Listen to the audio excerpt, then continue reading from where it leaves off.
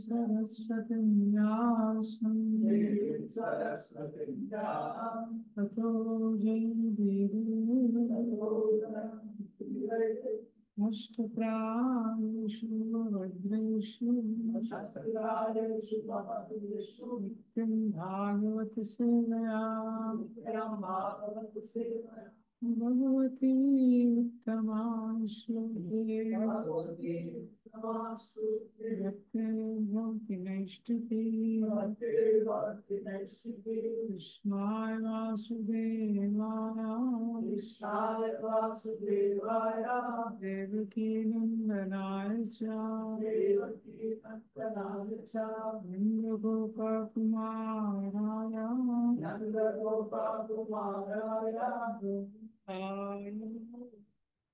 गोविन्दाय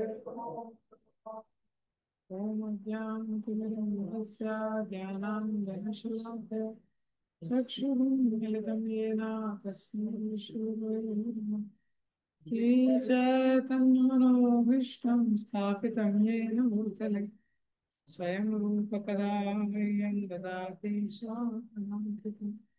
वन्देऽहं श्रीगुरो श्रीयुतापदकमलं श्रीगुरून् वैष्णवांश्च श्रीरूपं साग्रजात् सेवना रघुनाथान्वितं सावधूतं सावधूतं परिजना सहितं कृष्णचैतन्यदेव राधा कृष्ण पादान् सेवनो ललिता श्रीविशाखान्वितान् नमामि विष्णुपादाय कृष्णपृष्ठाय भूतले श्रीमते भक्तिवेदान्त स्वामी नाम नमस्ते सरस्वते देवे गौरवाणी प्रचारिणे निर्विशेषाशून्यवादी पाश्चात्यदेशकारिणे नमो महावदन्याय कृष्ण प्रेम प्रदायते कृष्णाय कृष्ण चैतन्य नामिने गौरकिशे नमः।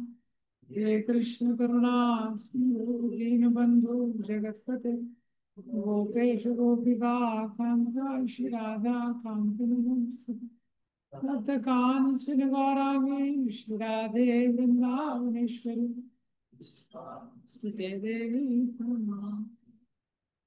वाञ्छाकल्पतरुभ्यश्च कृपा सिन्धुभ्येव च उदाहरणं पावनेभ्यो वैष्णवेभ्यो जय श्री कृष्ण चैतन्य नित्यानंद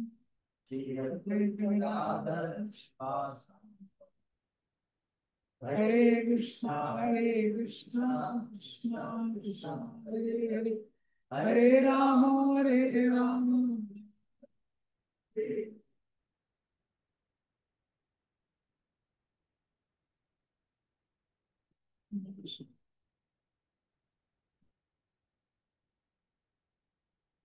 श्रीमद् भगवद गीता के तीसरे अध्याय से कल 17 जो श्लोक दर्श को देखा था।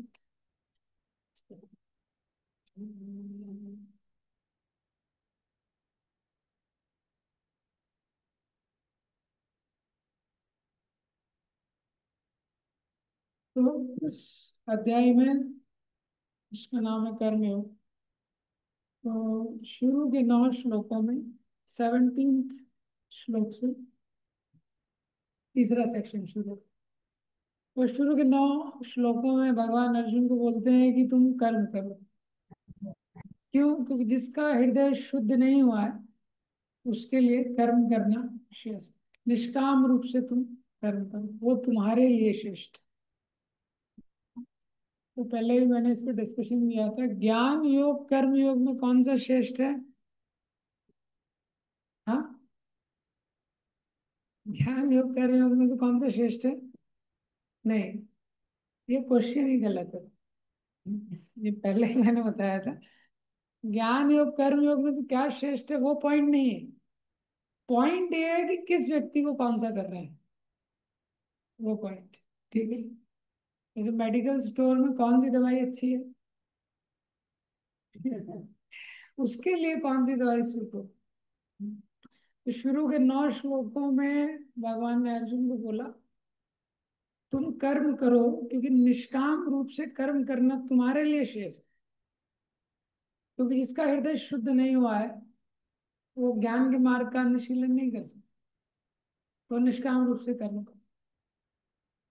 फिर 10 से 16 में अगर अर्जुन बोले भाई निष्काम रूप से कर्म नहीं हो पाएगा, एंजॉय करना मुझे थोड़ा संसार, संसार के भोगों को थोड़ा भोगना, तो 10 से 16 श्लोक में भगवान ने बोला ठीक है, अगर भोगों को भोगना है तो भी कर्म कांड के मार्ग का अनुशीलन, कर्म कांड, तभी भी ज्ञान मार्ग की जरूरत नहीं है। तुमको क्या करने की जरूरत है? कर्म कांड। मैंने कर्म कांड का सिस्टम बनाया है, तो सारे जीवों की इस संसार में भोगने की, एंजॉय करने की इच्छा है, उसी के लिए मैंने कर्म कांड का सिस्टम बनाया। तो तुम कर्म कांड, देवान भाव्यतान है ना, ते देवा भावयन्तु वा। जैसी सृष्टि हुई थी, मैंने यज्ञ की विधि बनाई थी, तुम देवताओं को प्रसन्न करो, देवता तुमको प्रसन्न करेंगे, और इस तरीके से परस्पर एक दूसरे की इच्छाएं पूरी होंगी और परम श्रेयम अवाप्स्यता, परम श्रेय को भी प्राप्त करो। 16 तक ये हो गए। अब अगर अर्जुन बोलता है कि मेरा हृदय शुद्ध है, अगर अर्जुन का हृदय शुद्ध है तो शुरू के 9 श्लोकों का उसको काम नहीं। शुरू के 9 श्लोक में निष्काम कर्म योग बताया जा रहा है उसके लिए जिसका हृदय शुद्ध नहीं है। अर्जुन बोले भाई मेरा हृदय शुद्ध है, तो पहले सेक्शन का काम नहीं है उसमें, और ना मुझे संसार में कुछ भोगों को भोगने की इच्छा है, तो दूसरे सेक्शन का काम नहीं। समझ गए? दूसरे सेक्शन, इसलिए तीसरा सेक्शन है। तो अर्जुन बोले मेरा हृदय शुद्ध है, मुझे दुर्योधन आदि इन लोगों से भी द्वेष नहीं है, हृदय शुद्ध है, और ना ही मुझे राज्य को भोगना है, तो ना मुझे भोगने की इच्छा है और मेरा हृदय भी शुद्ध। तब तो ज्ञान के मार्ग का अनुशीलन कर सकता हूँ ना, अब तो मैं जा सकता हूँ।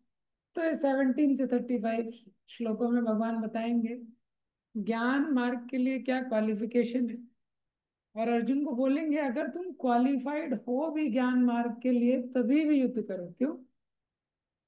क्यों? एग्जाम्पल सेट, एग्जाम्पल सेट करने, तो इसको कलम में छोड़ दिया था। ये 3.17 कल देखा था, इसके 3.18 इसी के कंटिन्यूएशन में। नैव तस्य कृतेनाथो नाकृतेनेह कश्चन नाचास्य सर्वभूतेषु कश्चित् अर्थव्यपाश्रया नैव तस्य कृतेनार्थो नाकृतेनेह कश्चन नाचास्य सर्वभूतेषु कश्चित् अर्थव्यपाश्रया नैव तस्य कृतेनार्थो नाकृतेनेह कश्चन नाचास्य सर्वभूतेषु कश्चित् अर्थव्यपाश्रया। अब देखिए पिछले श्लोक में भगवान ने बोला था कौन व्यक्ति है जिसको, जिसके ऊपर कोई भी ऑब्लिगेशन नहीं है, उसको कोई भी कार्य करने की आवश्यकता नहीं है। यस्तु आत्मरति एवा, यस्तु आत्मरति आत्मतृप्तश्च मानवा आत्मनिएव आत्मना तुष्ट तस्य कार्यं न विद्यते। बेसिकली जिसकी कॉन्शियसनेस है, चेतना, वो अंदर लगी हुई है, बाहर के किसी वस्तु की उसको आवश्यकता नहीं है, बाहर के किसी व्यक्ति की आवश्यकता नहीं है, बाहरी परिस्थिति पे उसका एंजॉयमेंट डिपेंडेंट नहीं है। इज डिलाइटिंग विद इन, अंदर वो रोमन कर रहा है। अंदर मतलब आध्यात्मिक क्रिया में, आध्यात्मिक क्रिया, स्पिरिचुअल एक्टिविटीज में रिलिश कर रहा है, तो उसको जरूरत नहीं है किसी चीज की। ये तो ये उस व्यक्ति के लिए बात हो रही है, तो अब उसको किसी चीज के लिए जरूरत ही नहीं है। तो कल जैसे मैंने बताया था इस संसार में, क्योंकि हमको किसी वस्तु की अपेक्षा है, किसी व्यक्ति से अपेक्षा है, बहुत कुछ लोगों से बहुत कुछ ले रहे हैं, तो ले रहे हैं तो देना भी पड़ेगा। करेक्ट ना? ले रहे हैं तो देना पड़ेगा, रेसिप्रोकल सिस्टम। लेकिन ये व्यक्ति को अपेक्षा नहीं है, संतुष्ट है। तो इसीलिए इसके लिए कोई कार्य नहीं है, तस्य कार्यम ना विद्यते। हाँ, इसीलिए जो तीन प्रकार का अकर्म है, शास्त्रों में जो बताया, अकर कर्म अकर्म विकर्म, उसका चर्चा किया गया। ये जो कर्म शब्द है भगवत गीता में बहुत सारी चीजों के लिए यूज किया। तो कर्म के लिए भी कर्म यूज किया गया, जो कार्य करते, एक्शन रिएक्शन का जो सिस्टम होता है उसके लिए भी कर्म यूज किया गया। सही जो कर्म है शास्त्र के अनुसार उसके लिए भी कर्म यूज किया जाए। विकर्म मतलब शास्त्र के विरुद्ध, शास्त्र के विरुद्ध। और अकर्म मतलब वो कर्म नहीं कर रहा है। तो कर्म नहीं कर रहा है, कैसे नहीं कर रहा है? तीन कारण हो सकते हैं, या तो आलसी है, तो आलसी है तो कुछ नहीं कर रहा है। और दूसरा है झंझट। हाँ, झंझट नहीं जो है उसको, कौन है सब झंझट पर, झंझट बोलते हैं, प्रभुपाद बोलते हैं trouble sir, because of fear of trouble वो काम नहीं कर रहा। तो ये दो प्रकार के अकर में कंडेम्ड है, ये तमोगुण में आते हैं। आलस्य किसका सिम्टम है? आलस्य प्रमाद किसका सिम्टम है? तमोगुण का symptom। और ट्रबल समय झंझट है, ये नहीं है, ये भी तमोगुण है। इररिस्पॉन्सिबिलिटी, इररिस्पॉन्सिबिलिटी किसका सिम्टम है? तमोगुण। तीसरे प्रकार का अकर्म है, वो कर्म कर रहा है लेकिन उसका रिएक्शन नहीं लग रहा, उसका कुछ कर्म फल नहीं बन रहा। क्यों? क्योंकि केवल भगवान की प्रसन्नता के लिए कर्म, जो भक्ति में कर्म होता है। तो जो तीसरे प्रकार का अकर्म है वो अच्छा है। तो ये जो व्यक्ति है इस पर रिएक्शन नहीं लगेगा। हाँ, इस पर रिएक्शन नहीं लगेगा। क्यों? क्योंकि अंदर डिलाइट कर रहा है, ऐसा नहीं कि कर्म नहीं कर रहा है, ये कर रहा है, हाईएस्ट लेवल ऑफ कर्म कर ये। तो जरूरी नहीं है कि वो फिजिकली हो। कल भी मैंने इसका एग्जाम्पल दिया था कि हम देखते हैं वर्णाश्रम में भी देखते हैं, ब्राह्मण क्षत्रिय वैश्य शूद्र। तो एक्सटर्नली देखेंगे तो ब्राह्मण का बहुत कुछ कर्म नहीं है, यजन याजन पठन पाठन, वो एक ही जगह बैठा हुआ है, सिंपल लाइफ है उसकी। वो कुटिया बनाई है उसने, बहुत ज्यादा कुछ नहीं। और शूद्र का तो कर्म ही कर्म है, फिजिकल बहुत कर्म है। लेकिन ब्राह्मण को सबसे श्रेष्ठ बोला गया। तो कर्म की क्वालिटी में अंतर होता है, कर्म की क्वालिटी में अंतर होता है। कहीं भी देखते हैं, जैसे जैसे आप एक तरह से देखेंगे तो बहुत सारी सीनियर पोजीशन पे फिजिकली बहुत कुछ नहीं करना पड़ता। हाँ, जज का जॉब रहता है, जज केवल फाइनल डिसीजन देता है। ये उसी कोर्ट में कितने सारे लोग काम करते हैं, कितने सारे नोटरी वाले रहते हैं, कुछ क्लर्क रहते हैं, वो लोग दिन भर लगे रहते हैं, राइट।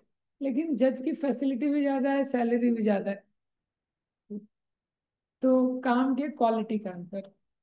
तो आत्मनि एवात्मना तुष्टा, वो अंदर संतुष्ट। अब इसके आगे बता रहे हैं ऐसे व्यक्ति का और कुछ लक्षण। नैव तस्य कृतेनार्थो, कृतेन मीन्स ड्यूटी। तो बोलते हैं ये व्यक्ति के लिए कोई ड्यूटी नहीं। नैव तस्य कृतेन आर्थो, कृतेन आर्थो, कोई भी काम कोई व्यक्ति करता है तो कोई अर्थ होता है ना, अर्थ मतलब उद्देश्य। कोई भी काम व्यक्ति इस संसार में करता है तो कोई ना कोई उद्देश्य होता है। लेकिन ये व्यक्ति को कोई उद्देश्य प्राप्त नहीं करना, मटेरियल, मटेरियली इसको कुछ प्राप्ति नहीं करना। अगर सैलरी नहीं मिलेगी कोई जॉब करेगा? जॉब कर रहा है, उद्देश्य सैलरी प्राप्त होगी। या तो किसी व्यक्ति के पास वो काम कर रहा है तो कुछ सीखना चाहता है उससे, तो काम करेगा, करेगा। हर क्रिया के पीछे कुछ ना कुछ अर्थ है, मतलब कुछ उद्देश्य, कुछ प्राप्त होगा तभी वो करेगा, वो भी क्यों करेगा। लेकिन नैव तस्य कृतेन अर्थो, इसको कोई उद्देश्य, कुछ भौतिक चीजें प्राप्त करनी ही नहीं है। ये ना कृतेने है कश्चन, ना आकृतेने है कश्चन। और इसको कुछ प्राप्त नहीं करना है, इसीलिए कार्य करने की कोई आवश्यकता नहीं है इसको। लेकिन इसका मतलब ये भी नहीं है कि वो कार्य नहीं करेगा। कार्य ना करने का भी कोई कारण नहीं, कार्य करने की कोई आवश्यकता नहीं। ना आकृते में है कश्चना, और ना करने का भी कोई कारण नहीं है।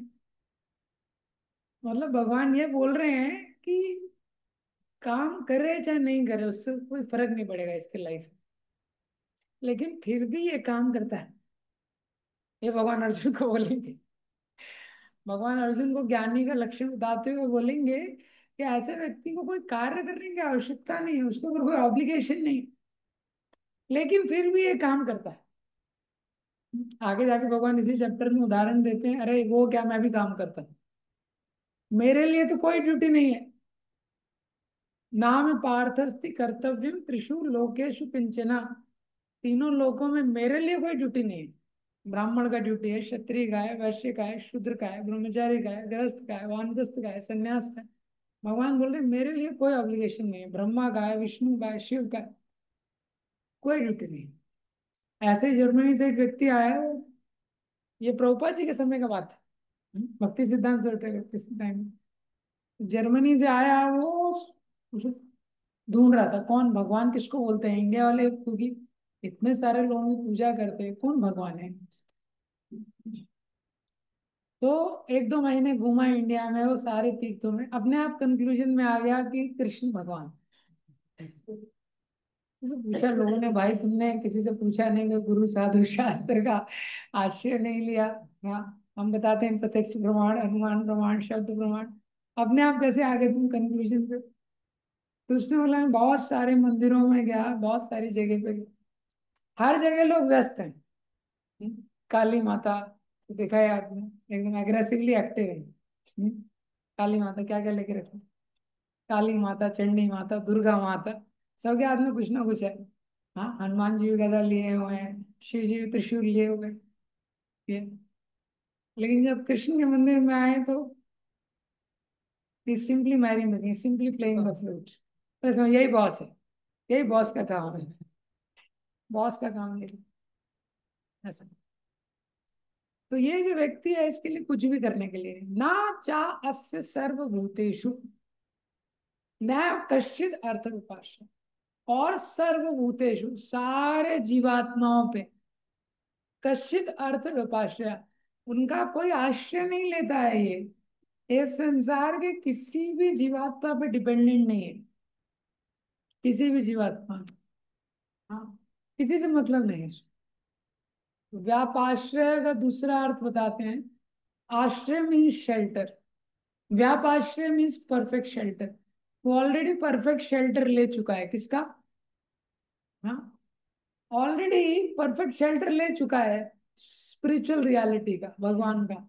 तो ये संसार का कोई भी आश्रय उसको चाहिए नहीं। तो ऐसा ये व्यक्ति है, ना एव तस्य कृते नार्थ, ना इसको कोई कार्य करने का कोई प्रयोजन है, ना आकृते ने है कश्चना। और ऐसा जो व्यक्ति है, कोई भी कार्य ना करे उसका भी कोई कारण नहीं है। कार्य में लग भी सकता है, नहीं भी लग सकता है। कार्य में लग भी जाएगा तो भी कर्म फल नहीं बनेगा, और कार्य नहीं करेगा तो कोई दोष नहीं लगेगा, ऐसा। क्योंकि ये संसार में किसी के ऊपर भी डिपेंडेंट नहीं है, किसी का आश्रय नहीं लेता, ना किसी इंसान का, ना किसी की देवी देवता का। तो आप देखेंगे जैसे शुद्ध भक्त की भी प्रार्थनाएं देखेंगे तो वही प्रार्थना है ना, शुद्ध भक्त की जो प्रार्थना है, वो कुछ भगवान देना चाहते हैं, बहुत कुछ मना करते हैं। कोई भी प्योर डिवोटीज का प्रेयर्स लेंगे तो मटेरियल उनको कोई शेल्टर नहीं चाहिए। वृत्तासुर की प्रार्थना है, नानाकपृष्ठं न च पारमेष्ठं, ना सार्वभौमं रसाधिपत्यं, न योग सिद्धिं पुनर्भवं वा समंजसत्वां विरायकांक्षी। क्या है, कोई शेल्टर नहीं ले रहे। ना नागपृष्ठम, नागपृष्ठम मीन्स ध्रुवलोक, न जब पारमेष्ठम, पारमेष्ठम मीन्स ब्रह्मलोक, ना सार्वभौमम, मुझे ध्रुवलोक नहीं चाहिए, ऊपर से नीचे आ रहे हैं। ध्रुवलोक नहीं चाहिए, ब्रह्मलोक नहीं चाहिए, पृथ्वी का राज नहीं चाहिए, न रसाधिपत्यम, नीचे के लोगों का राज नहीं चाहिए, योग सिद्धि नहीं चाहिए, किसी भी चीज का वो आश्रय नहीं लेते भगवान के अलावा, ये भगवान के शुद्ध भक्त रहते। तो उन पे भी ये सिद्धांत क्या है, लागू हुआ था। तो उनको कोई चीज जो है उसके अफेक्ट नहीं होते, कोई चीज पे वो डिपेंड नहीं, लेकिन फिर भी कार्य करते हैं। इस संसार में हम कार्य करते हैं क्योंकि कार्य करने के पीछे प्रयोजन है। किसी को धन चाहिए, मान चाहिए, सम्मान चाहिए, कुछ संबंधों पे आश्रित है, तभी तो काम करते हैं, कोई प्रयोजन है। लेकिन जो भगवान के शुद्ध भक्त है, भगवान की प्रसन्नता के लिए करते हैं। और भगवान भी यहाँ पे आते हैं, भगवान अपना एग्जाम्पल भी आगे देंगे। द्वारका में नारद मुनि जाते हैं, कितने महल हैं? 16,108 महल है, हर रानी के लिए एक महल। ऐसा छोटा मोटा 2 BHK में सेट नहीं किया होगा ना, सबके लिए बड़ा बड़ा महल है। महलों का भागवतम के 10वें स्कंद में वर्णन किया गया है। महल है, उसमें बड़े बड़े गार्डन है, लॉन्स है, स्विमिंग पूल है, जितना भी आप सोच सकते हैं, Vishwakarma at is best, that is Dwarka. हाँ, ऐसा नहीं कि यहाँ यहाँ के किसी अंचल बिल्डर, किसी बिल्डर ने बना दिया छोटा मोटा। हाँ, देवताओं के बिल्डर ने बनाया है विश्वकर्मा ने, और उसने भी अपना बेस्ट दिया द्वारका। तो एक एक महल इतना यूनिक है, ऐसे बना। तो नारद मुनि देखना चाहते थे भगवान क्या कर रहे हैं द्वारिका में। तो एक बार नारद मुनि आते हैं, तो एक महल में आते हैं, देखते हैं भगवान ध्यान कर रहे हैं। किसके ऊपर? किसके ऊपर? हाँ, अपने ऊपर। उनके ऊपर कौन है? भगवान ध्यान में बैठे। दूसरे, तो नारद मुनि आते हैं, भगवान वेलकम करते हैं। अरे मुनिवर आप आ गए, कितना हमारा सौभाग्य, हम जैसे पतित गृहस्थ। भगवान बोलते हैं हम लोग ग्रह इसमें पड़े हुए हैं, आप कृपा करके आ गए। नारद मुनि के जो चरण धोते हैं, बिठाते हैं। फिर नारद मुनि दूसरे महल में जाते हैं, दूसरे में भगवान ब्राह्मणों को भोजन करा रहे हैं। जैसे ही नारद मुनि बोलते हैं, अरे नारद मुनि आप आ गए, कितना हमारा सौभाग्य है, हम लोग इस गृहस्थ जीवन में पड़े हुए हैं। नारद मुनि के चरण धोते हैं, बिठाते हैं। फिर नारद मुनि तीसरे महल में जाते हैं, तो वहाँ सत्यभामा के साथ खेल रहे हैं। फिर बोलते हैं, अरे हमारा कितना सौभाग्य कि आप ऋषिवर यहाँ पधारे। हाँ, तो नारद मुनि से कई, तो हर जगह भगवान कुछ ना कुछ कार्य में जो गृहस्थ जीवन के अनुसार उनको करना चाहिए उसमें लगे हुए। कोई उद्देश्य नहीं है करने के पीछे, लेकिन फिर भी एग्जाम्पल सेट करने के लिए उस कार्य में लगे हुए। तो ऐसे जो शुद्ध भक्त होते हैं वो भी ऐसे ही में लगे रहते हैं। ये अब हम जो कार्य करते हैं, इसीलिए हम लोग जो कार्य करते हैं इस संसार में, उसका लेकिन रिएक्शन मिलता है। जो भगवान की प्रसन्नता के अलावा जो भी कार्य करते हैं, इसलिए हम लोगों के लिए महत्वपूर्ण है जो कर्मयोग का जो चैप्टर दिया गया है, कि किस प्रकार से इस संसार में कार्य करना चाहिए, जिससे इस संसार में कार्य करते हुए भी हम संसार में बंधे नहीं। तो इसके लिए बहुत अलर्ट रहने की आवश्यकता है। ये तो हमारी इंद्रियों के द्वारा, कर्म इंद्रिय, ज्ञान इंद्रिय, सबके द्वारा भगवान की सेवा में लगना बहुत आवश्यक है। ये हमारे लिए बहुत इंपॉर्टेंट है, भगवान की सेवा में उसको लगाना। जैसे ही हम भगवान की सेवा में, अब ये जो व्यक्ति है, ये व्यक्ति भी जो है जिसका वर्णन यहाँ किया जा रहा है, यस्तु आत्मरति एवा, इतना संतुष्ट है, इसके लिए कोई कार्य नहीं है, किसी व्यक्ति से उसको कुछ प्राप्त नहीं करना। ये संतुष्टि इसको कैसे प्राप्त हो गई? क्योंकि ये आत्मा के लिए कार्य कर रहा है। हाँ, आत्मा के लिए कार्य कर रहा है। हम भी ये संतुष्टि का अनुभव करते हैं। भक्ति में शुरू में आते हैं, आप देखिए भक्ति में कोई शुरू में नया नया व्यक्ति आता है, आप उसको मंदिर में वेसल वॉशिंग में लगा दो, मंदिर में वेसल वॉशिंग करके ही वो ऐसा लगता है उसको मुझे मुक्ति प्राप्त हो। मजाक नहीं कर रहा हूँ, उसे ऐसा लगता है क्या है कि मुझे मुक्ति प्राप्त होगी। और इस संसार में इतनी सारी चीजें वो कर रहा था, उसको वो अनुभव प्राप्त नहीं हुआ, जो मंदिर में केवल उसको बर्तन धोने से प्राप्त हुआ। ऐसा क्यों होता है? क्योंकि he was just engaging in different sort of sense gratification which was creating bondage। अभी तक संसार में क्या कर रहा था? केवल अलग अलग अपनी इंद्रियों को तृप्त करने के लिए काम कर रहा था। पहली बार जीवन में भगवान की प्रसन्नता के लिए कुछ किया है, उसको दिव्य संतुष्टि प्राप्त होती है। हाँ, हम लोग जो पुणे मंदिर में थे, पुणे में एक गुंडा था, गुंडा बोलते ना जो भी, डॉन, उस तरह बहुत पुराना हुआ था ना ये। इंसान आओ उसको, हाँ, वो कुंज बिहारी टेम्पल में आने का थोड़ा हैबिट हो गया बहुत, जब उसको टेंशन हो जाता था। ऐसे लोग टेंशन देते हैं, तो जो देते हैं वो मिलता है। तो ये भी टेंशन में रहते हैं। तो बहुत बड़ा गुंडा था, बहुत टेंशन में हो जाता जब उसको, तो बीच बीच मंदिर आता, किसी से कुछ बात नहीं। और ये जो सीक्रेट है कि बहुत बड़ा गुंडा था, वो सब नहीं जानते थे। और आता था केवल ऐसे मंदिर में बैठता था, 20 आधा घंटा 1 घंटा उस बैठे रहते, फिर शांति मिलती थी उसको थोड़ी। हाँ, कभी कभी भक्तों को पता ही नहीं था कि बहुत बड़ा डॉन है, उसको वैसे वॉशिंग वगैरह में भी लगा देते थे। आपको तो पता है भक्तों को। हाँ, बाद में धीरे धीरे ड्यूटी बन गया वो, चैंटिंग वैंटिंग को। तो क्या होता है, ये लिबरेटिंग सिचुएशन, हम लोगों को भी इसका अनुभव होता है। जैसे ही हम भगवान की सेवा में लगते हैं, तो क्या होता है उस दिव्य चेतना का।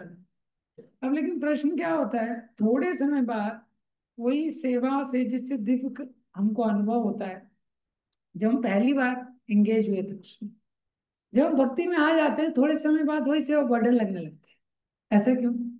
फिर वो दिव्य अनुभव क्यों नहीं होता है? हाँ, फिर हमको लगता है यार मुझे सेवा में लगा दिया, ऐसी भावना क्यों आती है? वही जो सेवा है जो शुरू में दिव्य अनुभव दे रही थी। इसका इसका एक महत्वपूर्ण कारण है कि हमारी साधना वीक हो जाती है। हमारी साधना क्या हो जाती है? वीक हो जाती है। शुरू में कोमल श्रद्धा होती है, कोई भी आता है लगा बोलता है चलो ये भगवान की सेवा है, अरे भगवान की सेवा है, बड़े प्यार से करता है। हाँ, हमने देखा है कानपुर वगैरह में भी, किसी को बुलाया डीटीज का बैकअप करवाना है, वक्त हमारे बिजी है, कुछ बाहर वाले व्यक्ति को बोले, थोड़ा करेंगे, ये भगवान के बर्तन, भगवान के बर्तन। नहीं, एकदम उसको लगता है मैं तो कितना पतित व्यक्ति हूँ, इनको स्पर्श भी मैं कर सकता हूँ कि नहीं कर सकता। डीटी किचन, ड्यूटी कॉन्फिडेंस देते नहीं। कर सकते हैं आप, इसलिए आपको चुना गया। हाँ, हाथ पाँव बड़े उसके साथ तो करता है। हम्म, एक ये वही थोड़े टाइम बाद उसका बैकअप लगा, बोलता है क्या प्रभु जी, हाँ, पता नहीं आपको मैं कितना व्यस्त हूँ। हाँ, ये क्यों? क्योंकि हम सुनते नहीं हैं ढंग से, तो जो हीरा है उसको कांच के टुकड़ों के समान समझने लगते। हाँ, वैसे महाराज बोलते हैं service is a privilege, it's not a burden. तो जब राधानाथ महाराज अपनी जर्नी ऑफ किताब में लिखते हैं, जब वो कलकत्ता में मदर टेरेसा से मिलने गए थे, उस missionary of charities, mother Teresa से मिलने गए, तो जो नन थी, तो उसने बोला मैं चेक करती हूँ। तो उन्होंने बोला अभी बिजी हैं, जब तक आप प्रार्थना कीजिए यहाँ भगवान के ऑल्टर के साथ। फिर थोड़ी देर बाद उन्होंने बोला कि आइए, तो लेके गए। तो जब महाराज को लेके गए, तो मदर टेरेसा बर्तन धो रही थी। कई हजार लोग मदर टेरेसा के नीचे काम करते, बर्तन धो रही थी ये। तो मदर टेरेसा वहां पे बर्तन धो रही थी, तो उतने समय में एक और ब्रिटिश लेडी आती है मदर टेरेसा से मिलने। तो वो भी देखती है मदर टेरेसा बर्तन धो रही, बिग पॉट्स। तो वो बोलती है is there not someone else to do this? Mother Teresa से बोलती है is there not someone else to do this? और कोई नहीं है क्या ये बर्तन धोने के लिए? हाँ? तो मदर टेरेसा बोलती है service to God is a privilege, it's not a chore, it's not a job. Service to God is a privilege. There's nothing high or low. There's nothing high or low. Mother Teresa वाले से महाराज लिखते हैं उसको। भगवान की सेवा क्या है, ये एक वरदान है, कुछ ऊंचा बड़ा नहीं होता है, बड़ी छोटी सेवा कुछ नहीं होती। हाँ, वृंदावन में and the guru toilet cleaning करते थे। एंड द ग्रू का नाम सुना है? हाँ, कीर्तन के चैंपियन। हाँ, कॉमन टॉयलेट, कॉमन जो टॉयलेट जो यूज करते हैं सब उसको क्लीन, इज नथिंग है। उसके बाद महाराज मदर टेरेसा से प्रश्न करते हैं Mother from where do you get your strength from, या आपको कहाँ से शक्ति मिलती है इस प्रकार से सेवा करने के लिए। So she pointed to her rosary beads, माला को। तो जब हम जब अच्छे से नहीं करते, साधना अच्छे से नहीं करते हैं, तो क्या होता है, जो एक्स्ट्रा ऑर्डिनरी चीज है उसको ऑर्डिनरी समझने लगते हैं थोड़े समय बाद। तो हमको लगता है साधारण है, तो फिर हम उसको वैल्यू नहीं कर पाते। हाँ। तो मनुष्य जीवन में जो सर्व हरि गुरु एंड वैष्णव, वही सबसे बड़ा अपॉर्चुनिटी है ये। तो हमको कैसे चीजों को करना चाहिए, ये इसलिए जो चेतना है वो बहुत इंपॉर्टेंट है। तो ये जो व्यक्ति है, जो डिवोटीज है, उसको भी धीरे धीरे समझना महत्वपूर्ण है कि कैसे। प्रभुपाद जी थे, बुक्स लिखते थे, सोसाइटी को मैनेज करते थे, लेटर्स रिप्लाई करते थे, फंड्स डेलीगेट करते थे, टेम्पल कंस्ट्रक्ट करते थे। सारी चीजें क्या है, एक्सटर्नली पूरी तरह से मटेरियल थी। लेकिन हर परिस्थिति में प्रभुपाद जी की चेतना वही थी कि मैं कैसे अपने गुरु को प्रसन्न कर सकता हूँ।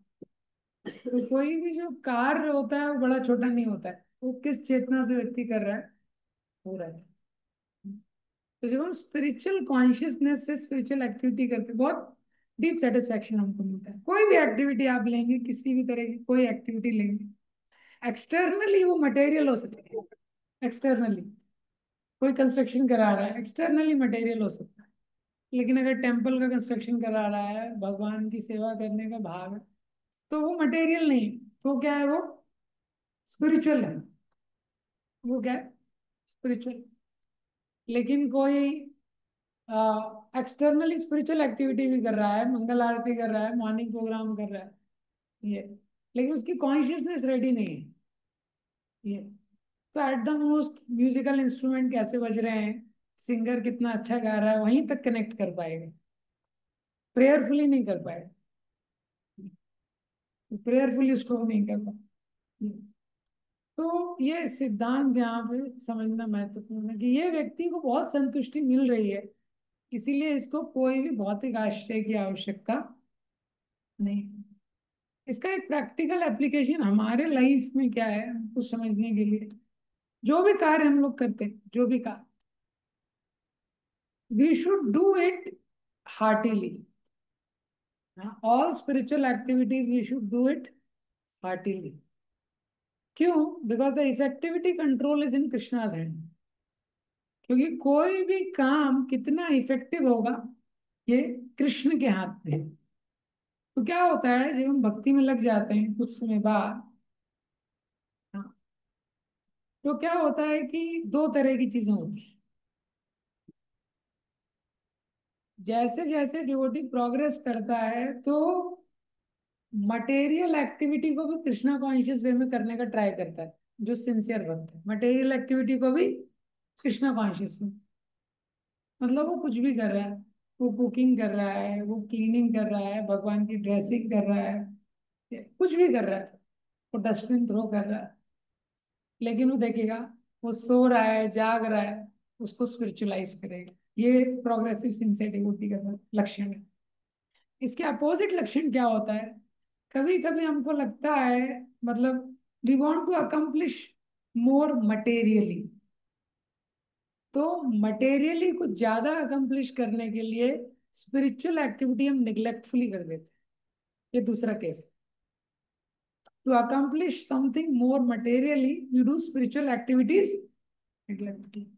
हमको लगता है मटेरियल कुछ ज्यादा हम लोग कर लेंगे, हाँ, कुछ मैनेजमेंट बहुत ज्यादा अच्छे से हो जाएगा, कुछ प्रचार और मैं इफेक्टिव कर लूंगा। ये थॉट गलत नहीं है, लेकिन इसको करने में क्या करते हैं हम लोग, स्पिरिचुअल एक्टिविटीज निग्लेक्टफुली करते हैं। तो ये जो दूसरा कैटेगरी है, it is very painful to Krishna's heart. तो क्या होता है, भगवान के लिए बहुत पेनफुल होता है ये सिचुएशन। भगवान जब देखते हैं ये जो व्यक्ति है, इसको मेरे लिए मेरे बारे में सुनने के लिए समय नहीं है इसके पास, माला जप करने के लिए समय नहीं है, माला ये मोबाइल के साथ कर, माला जप के लिए समय नहीं है इसके पास। इफेक्टिविटी कंट्रोल किसके हाथ में है, हमारे हाथ में, कृष्णा के हाथ में। फाइनल रिजल्ट किसके हाथ में है, कृष्णा के। तो जब भी भगवान देखते हैं कि हम स्पिरिचुअल एक्टिविटी से कॉम्प्रोमाइज कर रहे हैं, हाँ, भगवान के हृदय में बड़ा कष्ट होता है, because it is he who rewards. कौन देता है फल? भगवान देते हैं। तो भगवान देते हैं, अरे भाई मैं सब कुछ कंट्रोल करने वाला हूँ। मैंने बोला है भगवत गीता के 9.10 में, क्या? माया अध्यक्षेन प्रकृति, मेरी अध्यक्षता में सब कुछ चलता है।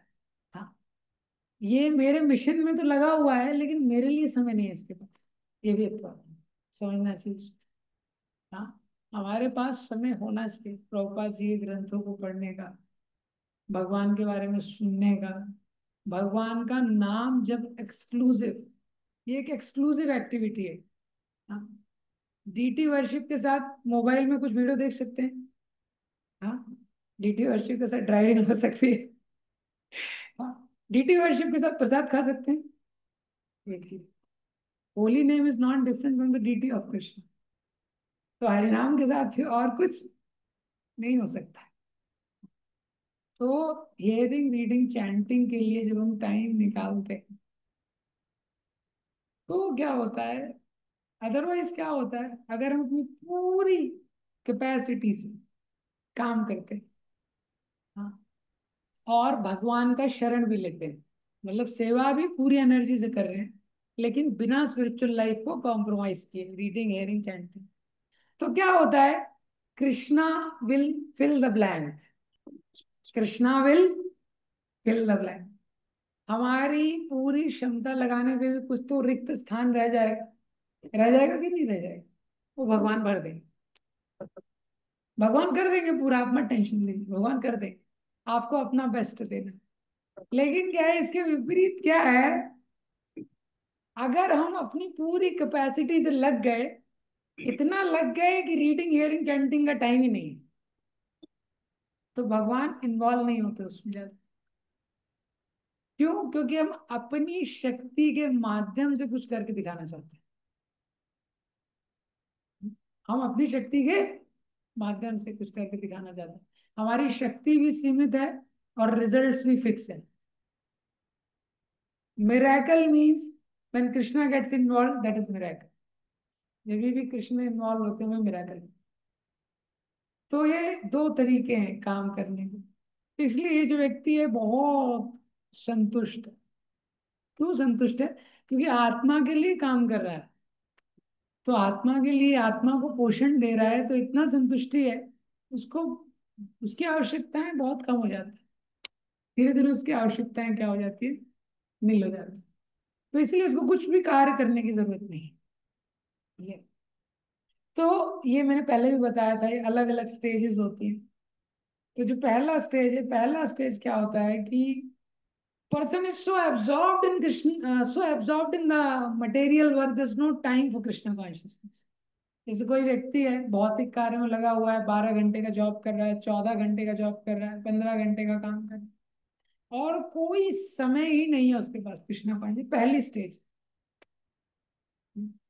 कोई टाइम नहीं है उसके पास। दूसरा स्टेज क्या है लेकिन, कि कृष्णा कॉन्शियस करना वो शुरू करता है। जॉब भी कर रहा है अपने, या गृहस्थ जीवन में है तो गृहस्थ जीवन के कर्तव्यों को भी कर रहा है, साथ में कृष्णा कॉन्शियस उसने ऐड कर दी। कृष्णा कॉन्शियस और उसके लाइफ में एक प्रोमिनेंट पार्ट है, ऑक्यूपेशन भी है और एक कृष्णा कॉन्शियसनेस भी है। देखे हैं ना, बहुत सारे डिवोटी जॉब भी जाते हैं लेकिन रोज नाम जप करेंगे अच्छे से। हाँ, थोड़ा नाम जप करेंगे, पढ़ेंगे। तो ये क्या है? Dutiful devotee. ये क्या है? Dutiful devotee. मतलब duty does not overpower his Krishna consciousness. मतलब ऐसा नहीं है कि कर्तव्य, बहुत सारे लोग, अरे स्वामी जी समय कहाँ है? भक्ति तो करेंगे लेकिन समय कहाँ है? आप भी बताइए। उसके पास टीवी देखने के लिए समय है, व्हाट्सएप देखने के लिए समय है, लेकिन भक्ति के लिए वो क्या बोलता है?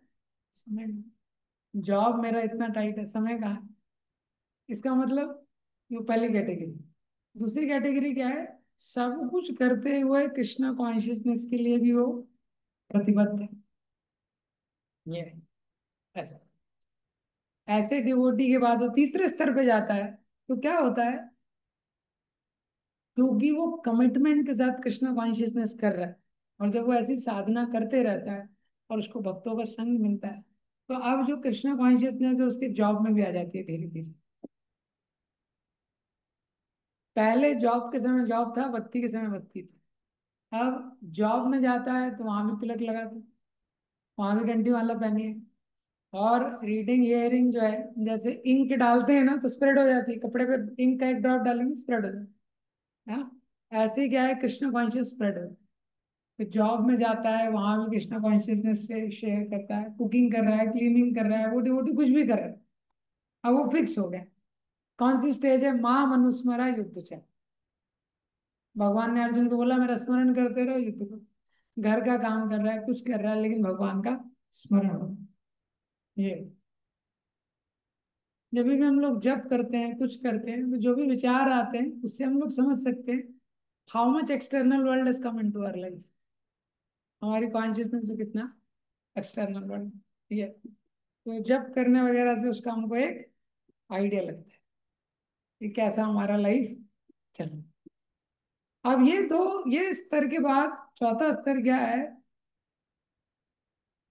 कि कृष्णा कॉन्शियसनेस उसकी लाइफ में इतनी प्रीडोमिनेंट हो जाती है, क्या वर्क कर रहा है उससे मतलब नहीं है वो।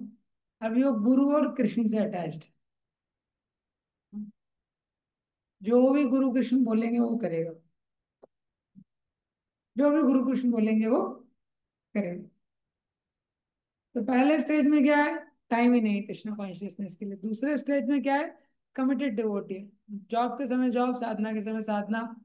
जब कुछ काम कर रहा है तो काम में जॉब है, साधना के समय। तीसरे में मन में हमेशा कृष्णा कॉन्शियसनेस चल रहा है, लेकिन अपना काम भी कर रहा है। तो चौथे स्टेज में काम भी वही करेगा जो गुरु और कृष्ण बोले। दूसरा काम, सर्वधर्मान परित्यज्य माम एकम शरणम। हाँ। तो ऐसे जब हम कृष्ण कॉन्शियसनेस में आते हैं, धीरे धीरे हमारा लेवल क्या है वो इंक्रीज होना चाहिए। तो अर्जुन का भगवान लेवल इंक्रीज कर रहे हैं भगवत गीता में। अर्जुन सोच रहा है मुझे कर्म करना चाहिए कि कर्म नहीं करना चाहिए। भगवान बोल रहे हैं दोनों कॉन्सेप्ट तुम्हारे गलत हैं। जो मैं बोल रहा हूँ वही करना चाहिए। कोई व्यक्ति बोले one should do, one must do his duty. लोग बोलते हैं ना हमने गीता पढ़ी है, गीता मतलब क्या है, कर्म करो। कर्म ही पूजा है। हम्म, तो ये क्या है, गलत कॉन्सेप्ट। तो अर्जुन सोच रहा है मैं कर्म करूं या कर्म का त्याग कर दूं। भगवान बोल रहे हैं दोनों कॉन्सेप्ट तुम्हारे गलत है। मेरी प्रसन्नता के लिए तुमको करना,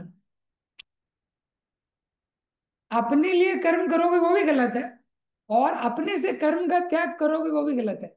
on your own behalf you do anything, it's wrong. तो भगवान अर्जुन का लेवल क्या है, इंक्रीज करना। ये तो ये संसार में कोई कर्म करता है उसके फल से आसक्त रहता है तो वो तो गलत है ही, उसको दुख होता है। जैसे समुद्र के वहां पे छोटे बच्चे वो बनाते हैं, कैसल्स बनाते हैं। तो उसमें घर बनाते हैं, रूम बनाते हैं, अपने अपने रूम सेट कर लेते हैं। कभी कोई झगड़ा भी हो जाता है, ये मेरा रूम है तेरा रूम है, झगड़ा हो जाता है ना, बच्चे बनाते हैं साथ। लेकिन एक लहर आती है और कैसल भी चला जाता है, और ज्यादा बड़ी लहर आ गई तो बच्चे भी चले जाएंगे। हाँ। ऐसे ही हम लोग यहाँ डिस्ट्रीब्यूशन करते हैं, मेरा लैंड है तेरा लैंड है। हाँ। और लहर आएगी तो कभी कभी दोनों भी जा सकते हैं। ये तो जो कर्म फल से आसक्त रहता है तो उसको तो कष्ट होगा ही, नेचुरली, कर्म के फल से आसक्त। लेकिन कोई कर्म का फल का अगर कर्म ना करे उसको भी रिएक्शन मिले, बेस्ट है टू डू फॉर कृष्ण, ये बेस्ट चीज। तो ऐसा जो व्यक्ति है उसको ऐसे संतुष्टि प्राप्त होता है जो ये श्लोक में बताया। उसके लिए कोई, जैसे माधवेंद्र पुरी थे, उसमें माधवेंद्र पुरी पे आप देखेंगे श्लोक क्या फिट होता है, नैव तस्य कृतेनार्थो ना कृतेने कष्ट। तो माधवेंद्र पुरी जब वृंदावन में गोविंद कुंड में थे, अपने लिए कुछ भी मांगने नहीं जाते थे। भोजन भी, भूख भी लगी है कुछ मांगने नहीं जाते, अजगर वृत्ति वृत्ति के थे, अयाचक वृत्ति, याचना नहीं करते थे कुछ। लेकिन वहीं गोपाल जी सपने में आ गए तो गोपाल जी के लिए पूरा प्रोजेक्ट ले लिया उन्होंने हाथ में। देखा, माधवेंद्र पुरी अपने लिए कुछ नहीं करते थे, लेकिन ऐसा व्यक्ति ना करे वो भी नहीं है, वो करेगा भगवान की सेवा के लिए, लेकिन अपने लिए कुछ नहीं करते। गोपाल जी ने सपना दिया, मुझे निकालो, मुझे स्थापित करो, मेरे लिए मंदिर बनाओ, मेरी पूजा करवाओ, पूरा प्रोजेक्ट दे दिया सपने में। सपने में ही सर्विस डेलीगेशन पूरा कर दी। तो माधवेंद्रपुरी उठे, पूरा इतना बड़ा प्रोजेक्ट। जो व्यक्ति अपने लिए कुछ मांगने भी नहीं जा रहा है, भगवान के लिए इतना बड़ा प्रोजेक्ट ले लिया उसने। उसके बाद प्रोजेक्ट सेट हुआ, भगवान ने बोला मुझे बहुत गर्मी लग रही है, मेरे लिए चंदन लेके दूसरा। तो वो संतुष्ट है, भगवान के लिए ही काम कर। अकबर के दरबार में जैसे तानसेन थे, तानसेन गाते थे, अकबर बड़ा प्रसन्न होते थे कि इतना सुंदर ये गाते हैं। तो तानसेन से बोलते थे मुझे लगता नहीं कि तुमसे अच्छा कोई गाता होगा संसार में, तुमसे अच्छा भी किसी ने। तो तानसेन ने बोला नहीं नहीं, आपने अभी सुना नहीं मेरे गुरु जी को। मेरे गुरु जी है, मेरे से भी अच्छा गाते हैं। तो तानसेन अलग अलग प्रकार के मालूम आपको राग गाते थे। हाँ, एक राग गाते तो बारिश हो जाती, दूसरा राग गाते तो आग जल जाती। तो अकबर ने बोला ठीक है, उनको मिलाओ, मेरे से मिलना चाहता हूँ। तो उन्होंने बोला नहीं नहीं, वो ऐसे मिलेंगे नहीं, बादशाह वगैरह से मिलने नहीं आते लोगों से। तो बोले ठीक है, मैं मिलने चलता हूँ। ठीक। लेकिन तो बोले आप पीछे रहिएगा, आपसे नहीं मिलेंगे, पीछे से देखेगा आप शो, दूरबीन से। तो तानसेन ने एक राग गाना शुरू किया। गुरुजी के पास गए, प्रणाम किया, राग गाना शुरू किया। राग में जानबूझ के उन्होंने कुछ गलत गा दिया। ये तो गलत हो गया। तो गुरुजी ने बोला अरे मैंने तुमको ये सिखाया, गलत कैसे हो गया? हाँ। और फिर उसको सही करने के लिए उसके गुरुजी गाने। तो जब उनके गुरु हरदास जी जब वो गाने लगे, इतना उनका जो स्वर सुन के पर एकदम भाव भी हो गए। भगवान ने बोले तो तानसेन के भी बहुत ज्यादा स्केलिंग का और ऊपर है। हाँ, तानसेन से बाद में बोला स्केल रहता है, स्केल। जैसे गंधर्व रहते हैं ना, उनके थ्रोट का एक स्केल रहता है। तो मनुष्य कितना भी अच्छा गाए है, वो गंधर्वों जैसे नहीं गा सकता। जैसे बोल देते हैं लोग को अरे आप तो गंधर्व है, क्योंकि यहाँ पे गंधर्वों को सुना नहीं है किसी ने। उनका सॉफ्टवेयर ही अलग रहता है, उनके गले में जो एक अलग स्केल तक उनका वॉइस जाता है। तो अकबर ने बाद में तानसेन से पूछा ये इतना अच्छा कैसे गाते, तुमसे भी अच्छा गाते। तो तानसेन ने बोला मेरे से अच्छा गाते हैं क्योंकि मैं आपके लिए गाता हूँ, ये केवल भगवान के लिए गाते हैं। ये अंतर है, ये केवल भगवान के। तो ऐसा व्यक्ति नैवतस्य कृतेना, तो उसको कोई चीज करने के लिए नहीं है और ना करने का भी कोई कारण नहीं है। ये भगवान एग्जाम्पल दे रहे हैं। हरे कृष्ण। इधर क्वेश्चन है कुछ? प्रभु जी दंडवत प्रणाम आपके चरणों में। अमर सेंसेसियस शशि हम्म। को। जी प्रभु जी, जैसा कि आपने बताया कि जो विश्वकर्मा जी हैं उन्होंने अपना बहुत ही फाइनर तरीके से, बेस्ट तरीके से बनाया। तो प्रभु जी क्वेश्चन ये है कि आजकल के जो नॉर्मल आर्किटेक्ट है वो भी अगर बनाते हैं तो 1,000 साल तक बिल्डिंग जाती है। ऐसे से मेटलर्जिकल इंजीनियर है, वही बनाया तो मतलब उनका आज भी देखने को मिलता है। तो इन्होंने इतना बुद्धि लगा करके बनाया, तो थोड़ा बहुत वाटर प्रूफ बना दिए तो हम लोग भी देख पाते। सुनाई दिया आपको जो शशि को ने अपनी बुद्धि लगा के क्या प्रश्न किया है कि ये विश्वकर्मा ने अपना बेस्ट दे के द्वारका बनाया। आज के भी आर्किटेक्ट बनाते हैं तो कई बार कुछ इस प्रकार के मटेरियल यूज करते हैं कि 1,000 साल तक बिल्डिंग टिक जाती है। तो वो भी वाटर प्रूफ बना देते तो हम लोग भी थोड़ा देख पाते हैं आज तक। ये भगवान की विशेषता है, क्रिएशन वाइंड अप। भगवान का प्लान बहुत क्लियर रहता है। जैसे मोशन लीला है ना, प्रभास क्षेत्र में सारे यदुवंशियों का कैसे नाश हुआ, कैसे बेसिकली उन्होंने उनका डेथ हो गया। तो भगवान की एक योजना रहती है, कैसे धाम को प्रकट करते हैं, कैसे उसको समेटते हैं, कब तक वो पूरी तरह से मैनिफेस्ट रहता है, कब तक पार्शियली मैनिफेस्ट रहता है। ये तो आप थे नहीं उस समय, नहीं तो आप विश्वकर्मा को सजेशन दे देते। ऐसा है। ठीक है। Thank you. Hare Krishna. Hare Krishna. Okay, so we'll end here. Shri Prabhupada.